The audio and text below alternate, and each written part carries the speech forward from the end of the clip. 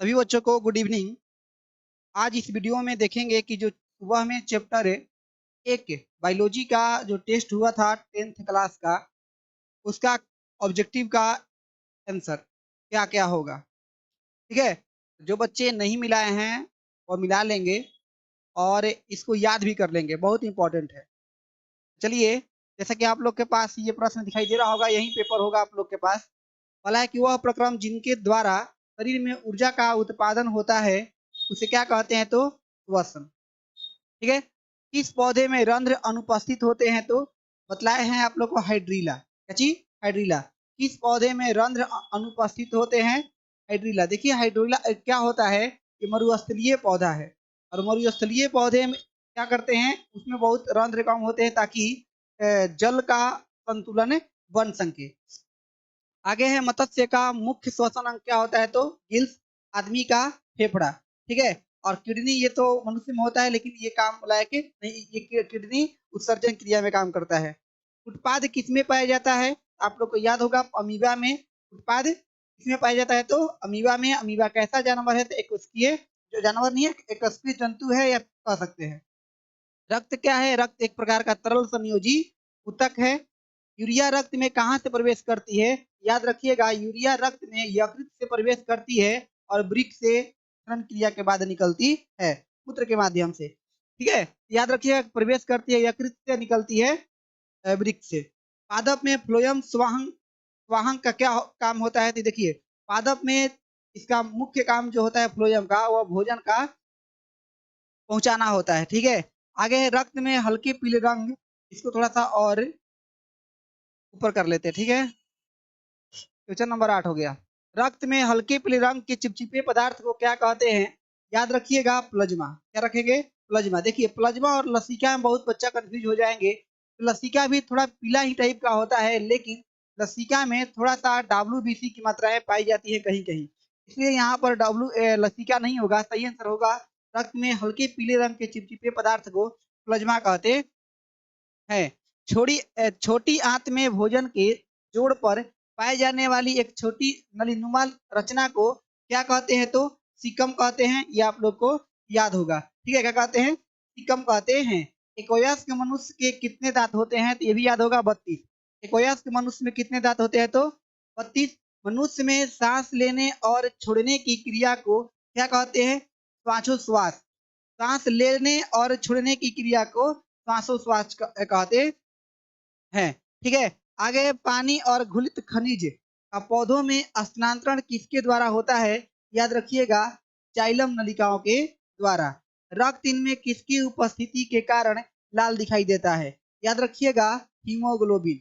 Haemoglobin नामक protein होता है। हीमोग्लोबिन क्या है? एक प्रकार का प्रोटीन है, इसकी वजह से रक्त जो होता है वो लाल दिखाई देता है। वृक्क किस जैव प्रक्रम का हिस्सा है, तो वृक्क जो होता है वो उत्सर्जन का। इस चैप्टर में उत्सर्जन, वसन, पोषण और परिवहन सबका क्वेश्चन दिया गया है। आगे बात करते हैं, मनुष्य में 13 नंबर हो गया। 14 नंबर, वृक्क किस जैव प्रक्रम का हिस्सा है? उत्सर्जन का। मनुष्य में ट्रेकिया में पाया जाता है उपास्थि के बने अपूर्ण वलय।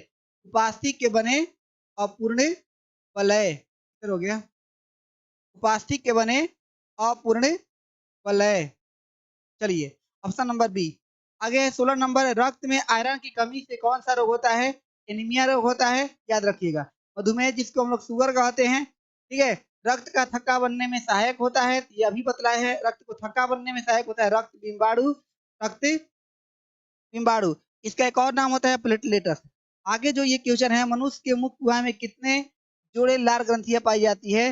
मनुष्य के मुख गुहा में 3 जोड़े लार ग्रंथियां पाई जाती है। 3 जोड़े लाल ग्रंथियां पाई जाती है। चलिए, ये हो गया इधर। आगे बात करते हैं 18 नंबर के बाद 19 नंबर। मनुष्य के शरीर की सबसे बड़ी ग्रंथि को क्या कहते हैं जी? यकृत। क्या कहते हैं? यकृत कहिए या फिर लीवर कहिए। मनुष्य के शरीर की सबसे बड़ी ग्रंथि यकृत। अगर प्रश्न पूछ ले कि मनुष्य के शरीर के सबसे बड़ी अंत ग्रंथि कौन सी है, अंत ग्रंथि की बात करेंगे तो हो जाएगा थोराइड ग्रंथि। ठीक है, आगे बात करते हैं। थोराइड नहीं जी, एड्रिनल, एड्रिनल या थायराइड ग्रंथि हो जाएगा। रेंजिनियम गोंद कहाँ संचित होता है? तो रेंजिनियम गोंद पुराने जाइलम में संचित होते हैं। पायरुवेट के विखंडन से यह कार्बन डाइऑक्साइड, जल तथा ऊर्जा देता है। यह क्रिया कहाँ होता है? तो माइटोकॉन्ड्रिया में होता है। स्वाद कलिका कहाँ पाई जाती है? जीभ पर पाई जाती है, आप लोग को पहले से पता है। अगला क्वेश्चन है, पादप में जाइलम उत्तरदायी होता है। ये 2 बार प्रश्न मिल गया आप लोग को। पादप में जाइलम जल का वहन करने के लिए उत्तरदायी होता है। मछलियों के हृदय में कोष्ठकों की संख्या कितनी होती है? तो मछलियों के हृदय में कोष्ठकों की संख्या 2 होती है। आगे बात करते हैं, अमाशय के अधपचे भोजन के लेय की तरह के स्वरूप को क्या कहते हैं? काइम कहते हैं। और काइम से आगे जाएगा तो वह हो जाएगा चाई।